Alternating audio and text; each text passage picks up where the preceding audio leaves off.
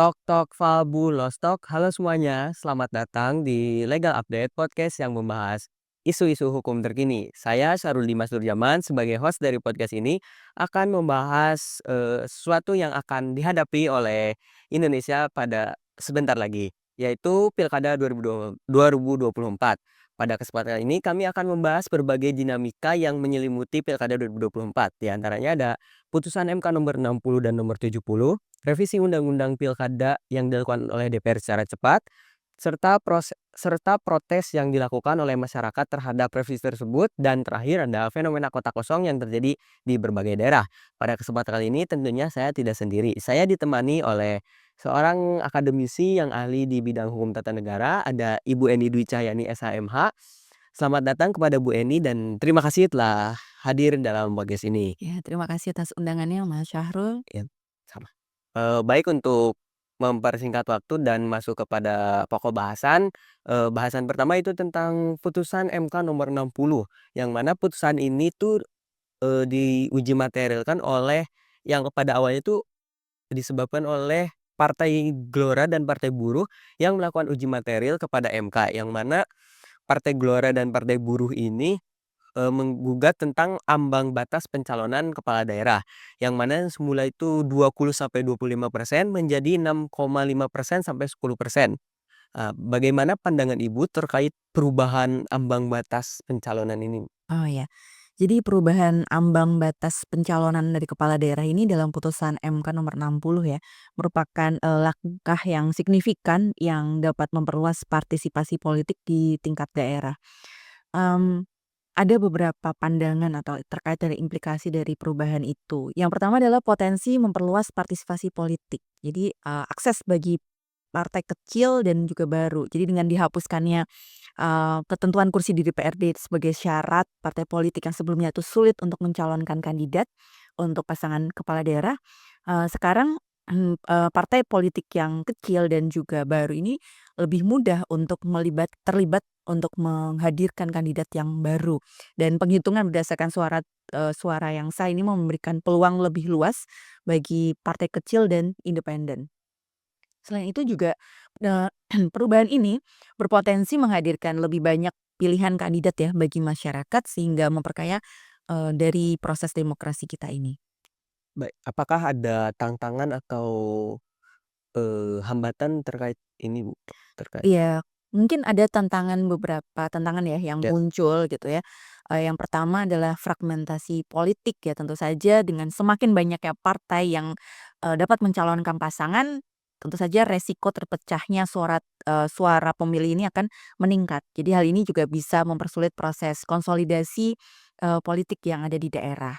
Selain itu juga kemampuan dari partai untuk mengelola kandidat, Mas. Jadi partai kecil atau, partai yang baru ini yang tanpa kursi ada di DPRD ini, mungkin juga menghadapi kendala ya dalam menyiapkan, kandidat yang baru yang kompeten atau juga yang memiliki kedudukan politik yang cukup, kayak gitu, Mas.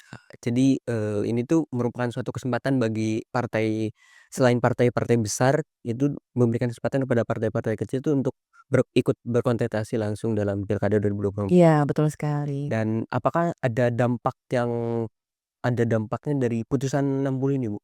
Iya, tentu saja, dengan adanya putusan 60 ini ada dampak ya terhadap kompetisi politik ya, di antaranya kompetisinya tuh menjadi lebih inklusif gitu. Jadi regulasi ini juga dapat menurunkan, dominasi partai besar dalam pemilu kepala daerah, dan juga menciptakan kompetisi yang lebih terbuka lagi gitu. Selain itu juga tekanan terhadap partai besar, partai-partai yang besar ini mungkin harus lebih memperhatikan lagi aspirasi masyarakat karena adanya pesaing dari partai kecil yang langsung berkompetisi di tingkat suara rakyat, seperti itu, Mas. Jadi pada intinya, perubahan ini gitu ya, secara teori memang dapat memperluas partisipasi politik secara signifikan, terutama dengan membuka, ruang bagi aktor-aktor politik baru di tingkat daerah. Tapi dampaknya ini akan sangat bergantung pada implementasi di lapangan. Jadi kesiapan dari partai kecil dan juga kapasitas mereka dalam mengelola, mmm, untuk proses pencalonan. Dan regulasi yang tambahan ini seperti mekanisme untuk memastikan kualitas kandidat dan juga pembatasan penyalahgunaan suara sah ini menjadi hal yang sangat penting ya untuk menjaga kualitas dari demokrasi, Jadi seperti itu. jadi yang berpartisipasi itu tidak hanya partai-partai besar, Dan tapi partai kecil juga dapat ikut ya berpartisipasi dalam sekali. juga, adanya regenerasi, kepemimpinan itu. Iya betul. Jadi, selanjutnya itu ada putusan 70 Ibu. Iya, Putusan 70 ini, kalau tidak salah saya ingat, ini tuh diuji materialkan oleh seorang mahasiswa hukum juga, yang mana mahasiswa hukum ini, ingin mengubah di pasal 7 ayat 2 huruf E Undang-Undang Pilkada, iya.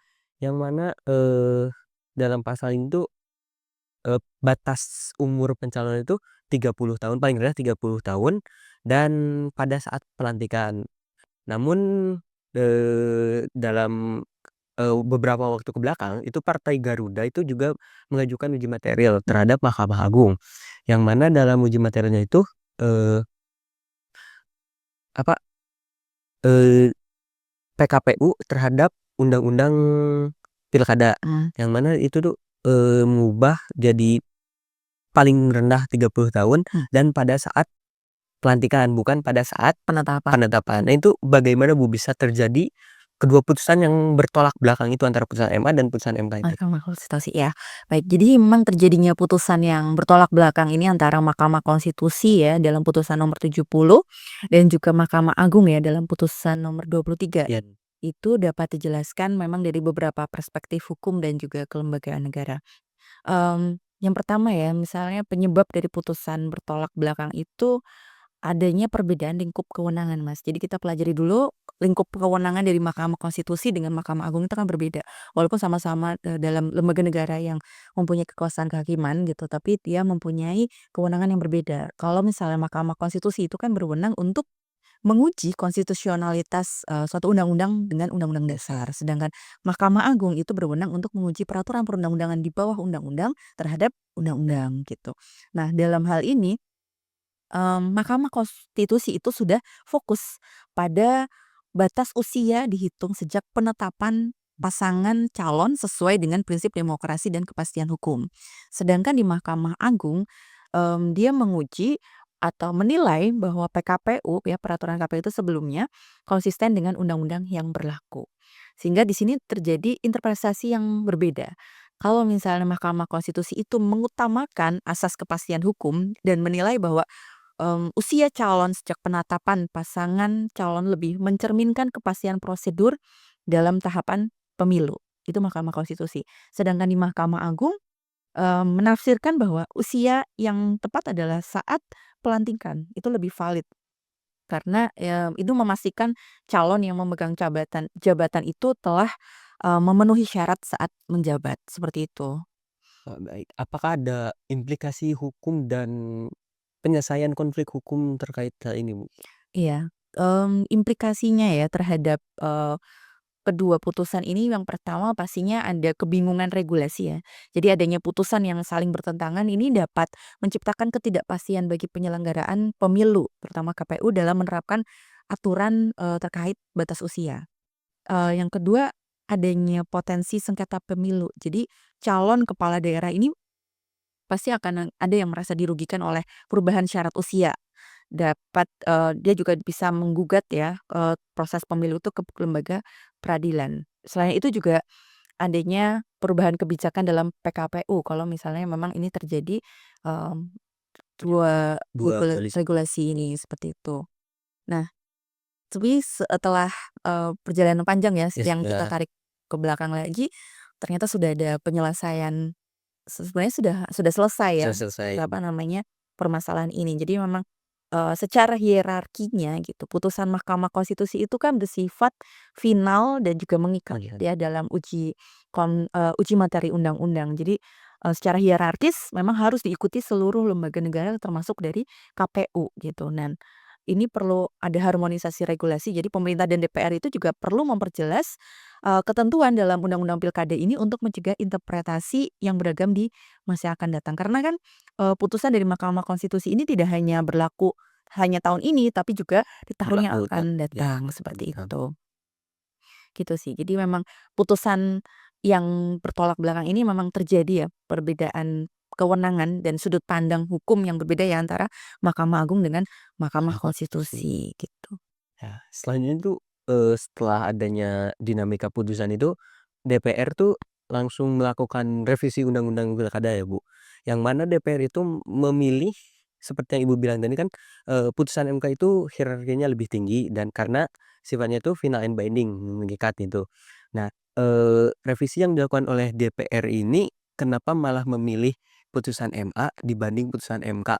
Mhm. Eee, apakah ada alasan dari DPR itu untuk memilih itu? Apakah itu alasan kebutuhan atau alasan kepentingan inti? Iya, baik kalau misalnya kita melihat dari, mmm, situasi yang lalu ya, kondisi saat itu ketika DPR lebih memilih putusan MA daripada MK, tentu saja kita akan melihat, apakah ini dari kepentingan atau kebutuhan Betul. gitu, seperti itu ya. Dalam kasus ini gitu, preferensi terhadap putusan MA ini memang mencerminkan ya pertimbangan pragmatis DPR untuk mengakomodasi calon tertentu gitu ya. Nah, dengan mendukung putusan MA sebetulnya DPR ini mungkin juga ingin mempertahankan fleksibilitas gitu ya, Aktivitas. fleksibilitas dalam tahapan politik untuk melancarkan proses pencalonan tersebut. Selain itu, interpretasi yang menguntungkan pihak tertentu. Jadi di sini putusan Mahkamah Agung itu memberikan lebih banyak ruang bagi calon untuk memenuhi syarat, usia pada saat pelantikan ini dilihat ya sebagai langkah strategis untuk memastikan kandidat tertentu dalam kompetisi. Jadi, ini menunjukkan kemungkinan adanya dorongan kepentingan kelompok tertentu yang dekat dengan pengambil Pengambil keputusan. Nah, selain itu juga kemungkinan ada tekanan dari kelompok politik ya, kelompok atau elit-elit elit-elit politik. politik tertentu yang, memang mempengaruhi, putusan ini gitu. Baik, jadi, memang ada sedikit kepentingan lah ya, Bu, di Iya, walaupun sebetulnya kan secara hukum kelembagaan negaranya ya, itu, suatu, lembaga kekuasaan kehakiman itu tidak boleh terintervensi oleh kekuasaan tetap manapun ya gitu, tapi dalam kenyataannya sepertinya masih ada seperti itu ya Mas, gitu. ya. Baik, mungkin ada implikasi dari pengambilan keputusan oleh DPR ini, Bu. Ya Apa implikasi? pastinya dengan, apa namanya, keputusan dari DPR yang kemarin itu akan menjadikan adanya penurunan kredibilitas ya. Jadi mengabaikan keputusan, dari Mahkamah Konstitusi yang sudah pasti final dan mengikat, justru ini akan melemahkan supremasi hukum dan mengundang kritik terhadap, integritas proses, legislasi Mas, gitu. Jadi kalau misalnya putusan MA ini terus diutamakan daripada putusan MK, ini akan menjadi presiden yang negatif, yang buruk, yang bisa mengurangi kepatuhan terhadap konstitusi gitu. Karena putusan Mahkamah Konstitusi itu kan dirancang untuk menjaga harmonisasi Ya, hukum ya dengan undang-undang dasar gitu. Jadi yang kita khawatirkan adalah publik itu melihat tindakan dari DPR ini justru akan menilai adanya keberpihakan ya pada kelompok tertentu. Jadi menurunkan kepercayaan publik itu sendiri terhadap independensi dari lembaga legislatif. legislatif, seperti itu. Ada penurunan kepercayaan terhadap lembaga legislatif dari masyarakat, yang kemudian itu penurunan itu mengakibatkan adanya demo yang, Mhm, ada apa, yang biru, layar biru itu yang oh, Indonesia Darurat itu iya sama betul. hashtag putusan MK, kawal putusan Awal MK kan, iya ya. betul, Itu sempat ramai di media sosial, Bu, iya serta banyak, artis, banyak tokoh publik yang turun untuk menyuarakan itu. iya betul. Memang itu menjadi implikasi ya dari, implikasi hukum dari masyarakat dengan adanya, mmm, kejadian itu gitu ya. Tentu saja masyarakat sekarang itu kan tidak seperti dulu lagi ya, Ya, masyarakat sudah bisa langsung melihat dari media sosial, dia bisa melihat dari berita-berita gitu. Bagaimana, masyarakat itu bisa menilai sendiri bagaimana, eee wakil rakyatnya bekerja di atas sana gitu. Dan ini akan tentu saja memicu berbagai pihak ya, memicu masyarakat untuk protes gitu kan. Waktu itu ya banyak demo bahkan di sini juga ya, Bu. di Purwokerto juga Ya, ada demo ya, berbagai demo di berbagai daerah maupun di Jakarta juga, sangat mencekam sepertinya waktu itu it ya Mas ya. Jadi memang, perlu adanya sepertinya perlu ada peninjauan ulang, regulasi juga karena, ini menimbulkan ini Mas, apa namanya, protes yang meluas ini kan bisa menimbulkan, keinginan masyarakat juga untuk melakukan class action gitu kan, terhadap DPR ataupun lembaga yang, dianggap tidak lagi menjalankan putusan MK sesuai amanat konstitusi. Itu waktu itu ya Mas, Ya, waktu apa namanya, ini kejadian kejadian yang lalu. demonstrasi seperti itu. Baik, apakah ada indikasi krisis kepercayaan Bu terhadap lembaga-lembaga legislatif ini? Iya, pasti tentu saja ada krisis representasi ya, Mas, ya. Jadi protes dari berbagai kalangan yang menunjukkan bahwa masyarakat itu merasa bahwa DPR itu tidak lagi menjadi wakil rakyat gitu, Ya. bukan lagi, eee, menjalankan fungsinya yang memperjuangkan kepentingan publik gitu. Jadi dengan mempertegas adanya kesenjangan antara kepentingan rakyat dan kepentingan elit gitu. Yang kedua juga adanya penurunan kredibilitas institusi gitu.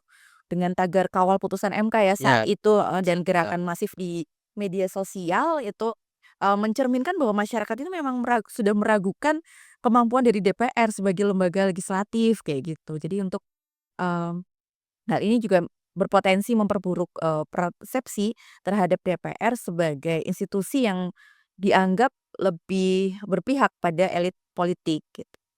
Dan saat itu memang terjadi juga ketegangan, rakyat dengan Ya, negara ya ya, dengan benar. banyaknya, demo di berbagai daerah dan juga di Jakarta itu merupakan respon negatif ya yang meluas yang dapat, dilihat sebagai bukti nyata bahwa tindakan DPR ini tidak lagi sejalan dengan kehendak rakyat gitu. Jadi ini menunjukkan bahwa DPR berada dalam posisi yang semakin sulit dan membangun kembali kepercayaan masyarakat, seperti itu. Jadi, kesimpulannya itu protes masyarakat yang luas ini memiliki implikasi hukum yang sangat signifikan ya, Bu, termasuk tekanan untuk revisi regulasi dan potensi judicial review. Kemudian, ada setelah tadi kan ada putusan 60 ya, Bu. Iya. Nah, terjadi juga fenomena kotak kosong ya, Bu. Oh iya. Padahal MK ini sudah mengakomodasi bagi partai politik untuk dapat bisa mencalonkan ini, Diri. walaupun tidak mempunyai kursi di parlemen. Iya, Nah ini tuh independen ya. iya secara ini. Nah ini tuh kenapa terjadi fenomena kotak kosong padahal MK itu sudah mengakomodasi kepada partai-partai kecil, termasuk di banyak daerah ya, Bu, termasuk di Banyumas. Banyumas juga ada kota kosong ya. Jadi sepertinya adanya kurang, kaderisasi di partai politik ya, sepertinya gitu. Jadi minimnya regenerasi pemimpin. Jadi partai politik itu, seringkali gagal, menciptakan sistem kaderisasi yang terstruktur. Nah, ini hanya bergantung pada figur-figur tertentu yang dianggap populer atau memiliki kedekatan dengan elit politik gitu, elit-elit partai. Nah, kandidat potensial dari partai-partai kecil atau tanpa kursi ini seringkali tidak mendapatkan dukungan atau pelatihan yang memadai untuk, berkompetisi, Mas, gitu. Selain itu juga, di sistem partai itu cenderung didominasi oleh kepentingan elit gitu. Jadi sehingga menghambat lahirnya kader baru yang mungkin mempunyai kemampuan, dan juga integritas dan juga kompeten ya untuk bersaing di pilkada.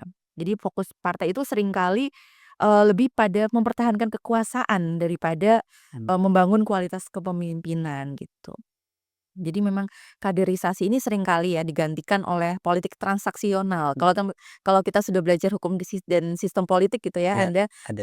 apa namanya, teori yang seperti itu ya, apa namanya, bahwa sekarang ini banyak sekali partai politik yang digantikan oleh politik, transaksional di mana dukungan, diberikan kepada kandidat itu berdasarkan kekuatan finansial atau hubungan partai, bukan pada kompetensi, seperti itu. Jadi hal ini juga bisa menjadi kritik bagi para partai politik ya, Bu, Iya. yang mana mereka tuh bukan mementingkan kualitas tetapi finansialnya ya. Iya, betul. Melihat, ya apakah, bagaimana peran partai politik ini dalam menghadapi fenomena kota kosong ini? Iya, peran politik dalam fenomena kosong ini, mmm, dia sebenarnya bisa mengatasi fenomena kota kosong itu dengan mendorong kandidat, sebagai alternatif. Jadi partai politik itu memiliki peranan yang, krusial untuk mengakomodasi calon dari berbagai latar belakang ya, termasuk tokoh masyarakat ataupun akademisi, profesional. Jadi masyarakat itu memiliki pilihan yang beragam. Selain itu juga dengan meningkatkan kolaborasi antar partai. Artinya dia tidak hanya berdiri sendiri, tapi dia bisa berkolaborasi dengan partai lain. Jadi partai-partai kecil ini jika diberi dukungan lebih besar oleh partai besar dalam koalisi, ini tentu akan mengurangi, monopoli kekuasaan oleh calon tunggal. Iya. Ya selain itu juga, partai politik juga selain mengatasi fenomena kota kosong ya, Iya. ternyata partai politik juga bisa memfasilitasi kota kosong juga, Mas, gitu. Ada juga pragmatisme politik ya di sini. Jadi beberapa partai itu mungkin, memilih untuk mendukung calon tunggal jika dianggap lebih menguntungkan secara politis daripada menghadirkan kandidat alternatif yang berpotensi kalah gitu. Atau juga dengan dominasi kandidat elit. Jadi kalau, calon tunggal itu berasal dari kelompok elit yang memiliki hubungan kuat di partai, fenomena kota kosong itu justru difasilitasi oleh struktur partai itu sendiri. Itu ada juga yang seperti itu. Saya juga membaca berbagai ulasan dari para akademisi ini, Bu, bahwa, katanya fenomena kota kosong ini merupakan kemunduran demokrasi dan, Iya, eee, betul sekali. ketidakpercayaan terhadap partai, Bu. Nah, itu bagaimana implikasinya terhadap kemunduran demokrasi dan, ketidakpercayaan terhadap partai? Apakah memang itu benar atau bagaimana? Iya, jadi memang implikasi terhadap, dengan adanya fenomena kota kosong ini memang sangat berimplikasi ya terhadap demokrasi dan terkait dengan kemunduran, demokrasi yang substansial. Di sini fenomena kota kosong ini mencerminkan kegagalan partai politik ya untuk menyediakan pilihan yang kompetitif yang menjadi inti dari demokrasi gitu kan. Dan, kota kosong ini sebagai opsi yang alternatif lebih mencerminkan ketidakpuasan masyarakat terhadap kandidat yang ada daripada menjadi solusi yang demokratis gitu. Selain itu, implikasi yang lain adalah ketidakpercayaan terhadap partai. Iya. Jadi kalau partai politik itu terus gagal memunculkan calon yang kredibel dan kompetitif, ini dapat memperburuk, krisis kepercayaan publik ya terhadap partai sebagai institusi yang, eee, demokrasi Demokrasi seperti itu. di eee, kesimpulannya bagaimana, terkait fenomena kota kosong ini? Oh iya, jadi kesimpulannya memang fenomena kota kosong dalam Pilkada 2024 ini mengindikasikan, kurangnya kaderisasi yang efektif ya di internal partai politik itu sendiri dan juga lemahnya peran dari partai dalam menghadirkan kompetisi yang sehat gitu. Dan untuk mengatasi hal ini partai memang perlu memperkuat kaderisasi lagi dengan, sistem yang terbuka, dengan meritokratis dan juga berorientasi pada kepentingan rakyat. Selain itu juga ini Mas, dorongan untuk menjalin kolaborasi antar partai gitu ya, dan juga mendukung kandidat yang independen, yang mungkin kompeten dan juga itu menjadi langkah yang penting untuk memastikan demokrasi yang lebih substansial dan juga inklusif. Jadi, para partai politik ini juga harus memperhatikan kebutuhan masyarakatnya ya, Iya betul. dan mungkin ada calon yang bagus tetapi tidak terlihat oleh partai dan tidak terakomodasi gitu. Iya, Nah, betul. mungkin kita telah sampai dalam akhir acara ya, mungkin Ibu ada pesan pesan dan kesan yang ingin disampaikan untuk Pilkada 2024 ini ya, Bu? Iya, jadi teman-teman terutama, mahasiswa ya yang Iya. menonton dari, podcast ini, ketika nanti teman-teman akan memilih calon pasangan kepala daerah dimanapun teman-teman berada, ketika menghadapi pilihan kota kosong dalam pilkada, jadikan ini menjadi momen untuk lebih bijaksana ya dalam, menentukan sikap. Jadi pilihan kota kosong ini bukan berarti kalian itu tidak peduli gitu, tapi sebuah pernyataan politik yang sah. Jadi pilihlah dengan hati nurani dan juga pemahaman yang mendalam tentang kondisi dari daerah kalian jika memang merasa bahwa calon yang ada itu tidak mewakili dari harapan kalian, mengisi kota kosong bisa menjadi cara untuk menyampaikan suara. Namun pastikan keputusan kalian itu berdasarkan kesadaran penuh, bukan sekedar untuk golput atau tanpa tujuan. Jadi ingatlah bahwa suara kalian tetap penting dalam menentukan masa depan daerah. Tak terasa kita sudah sampai di penghujung acara podcast ini dan saya mengucapkan terima kasih kepada Bu Eni yang telah menyampaikan materinya dalam podcast ini. Semoga apa yang beliau sampaikan ini bermanfaat bagi kita semua untuk memilih para calon kepala daerahnya untuk membangun daerah kita masing-masing selama 5 tahun ke depan. Akhir kata, wassalamualaikum warahmatullahi wabarakatuh. Jangan Jangan golput. golput.